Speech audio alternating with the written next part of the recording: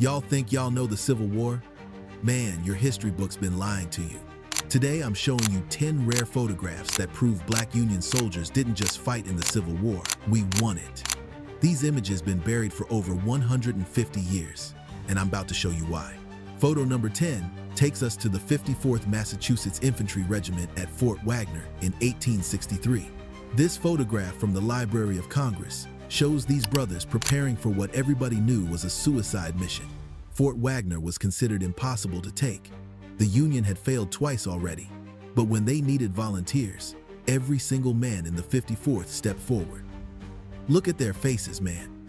These ain't men fighting for abstract concepts.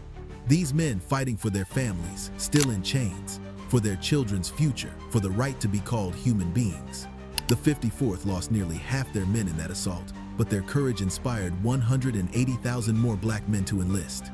Number 9 shows us Sergeant William H. Carney of the 54th Massachusetts, and this brother made history. During that Fort Wagner assault, when the color bearer fell, Carney grabbed the American flag and carried it through enemy fire. Despite being shot in the face, shoulder, arm, and leg, he never let that flag touch the ground. His first words when he reached safety, "Boys, I only did my duty. The old flag never touched the ground." This photograph shows Carney wearing the Medal of Honor, making him the first Black recipient of America's highest military decoration. But here's the kicker. They didn't give it to him until 1900, 37 years later. Even when Black soldiers performed superhuman acts of heroism, America found ways to delay recognition. Photo number 8 takes us to New Orleans with the Louisiana Native Guards in 1862, the first officially recognized Black regiment in the Union Army. These men were already organized and ready to fight before the Union even accepted Black soldiers. What makes this photograph extraordinary is the context. These were free people of color who had been offering their services since the war began. The Union initially rejected them because this is a white man's war. But when the Confederates started winning and Union casualties mounted, suddenly it became everybody's war real quick. Notice their equipment, their formation, their discipline. These weren't untrained volunteers. Many had military experience and education. They understood strategy, logistics, and warfare better than most white officers. Number 7 shows Company E of the 4th US Colored Infantry at Fort Lincoln in 1865. Look at these men, their uniforms, their weapons, their bearing. This is what happens when you give Black men the tools and training they deserve. The 4th US Colored Infantry fought in some of the war's bloodiest battles. Petersburg, Richmond, the final assault on Confederate positions. They didn't just participate, they led charges, held lines, and broke enemy formations. This photograph was taken just months before the war ended. These men know they're winning. You can see it in their faces, their confidence. They've proven themselves in battle after battle. Photo number 6 takes us to the water, showing Black sailors aboard the USS Hunchback during river operations in 1864. The Navy was ahead of the Army in accepting Black servicemen. About 20% of Union sailors were Black. These men weren't just swabbing decks. They were gunners, engineers, navigators, and petty officers. The sailor in the center is operating a Dahlgren cannon, one of the most sophisticated weapons of the era. Naval warfare required technical skills, mathematical precision, and split-second decision-making under fire. The Confederacy had declared that any Black Union sailor captured would be enslaved, regardless of whether they had been free before the war. So every time these men went into battle, they weren't just risking death, they were risking a fate worse than death. Number 5 shows us the 107th US Colored Infantry Band in full-dress uniform in 1865. Military bands weren't just for entertainment. They were crucial for communication on battlefields, boosting morale, and maintaining unit cohesion. Look at these instruments, these uniforms, these proud faces. This is Black excellence in action. These men could read music, play complex arrangements, and perform under pressure while bullets flew overhead. The 107th fought at Petersburg, one of the war's longest and bloodiest sieges. Their band played during attacks to coordinate troop movements and played during retreats to maintain order. Photo number 4 shows Sergeant Major Christian Fleetwood in 1865, and this brother's story will blow your mind. Fleetwood wasn't just a soldier. He was a scholar, businessman, and leader who earned the Medal of Honor at the Battle of Chaffin's Farm.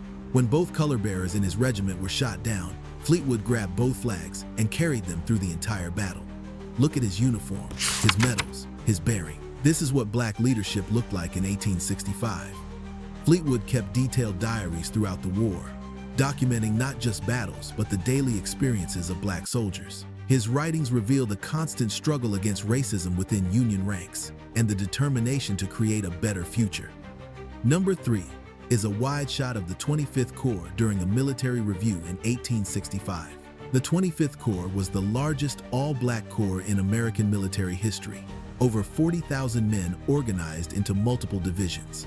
Look at this formation, this discipline, this power. This isn't a ragtag group of former slaves learning to march. This is a professional military force that could match any army in the world. The 25th Corps was instrumental in the final campaigns. They fought at Petersburg, participated in the pursuit of Lee's army, and were among the first troops to enter Richmond when the Confederate capital fell. Photo number 2 is actually 2 photographs side by side, showing Private Hubbard Pryor of the 44th US Colored Infantry. The left image shows him as he appeared when he escaped slavery. The right shows him in full Union uniform just months later. This transformation photograph became one of the most powerful propaganda tools of the war. It proved that the difference between slave and soldier wasn't inherent ability. It was opportunity and training. Look at Pryor's face in both images. In the first, you see the effects of bondage and oppression. In the second, you see confidence, pride, and determination. Same man, same intelligence, same courage, but now he has a uniform, a rifle, and the backing of the United States government. And our number 1 photograph shows the grand review of black troops marching through Washington, D.C. in May 1865, just weeks after Lee's surrender. This is the moment black soldiers claimed their place in American history. Look at this scene. Thousands of black men in perfect formation, marching down Pennsylvania Avenue past the White House, while crowds of freed slaves and white citizens watch in amazement. These men had just finished saving the United States of America. They had turned the tide of the war, liberated millions of enslaved people, and preserved the Union. Within a decade, Reconstruction would end. Jim Crow laws would strip away voting rights, and history books would rewrite the Civil War as a conflict between white brothers. This photograph is proof that none of that revisionist history is true. So there you have it. 10 photographs that completely destroy the lie that the Civil War was a white man's war. These images prove that black soldiers were essential to Union victory, that they fought with extraordinary courage and skill, and that they earned every right and privilege of American citizenship through their service. These photographs survived because someone fought to preserve them.